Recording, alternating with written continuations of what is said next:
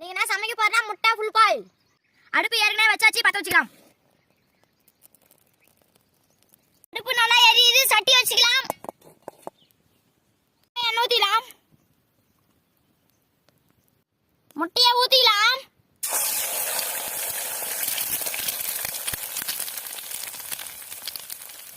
சுத்தி எண்ணெய் ஊத்திக்கலாம்.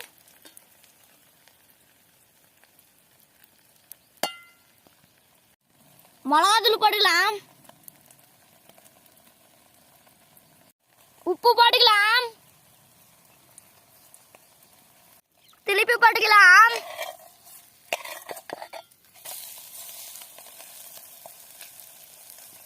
A few moments later.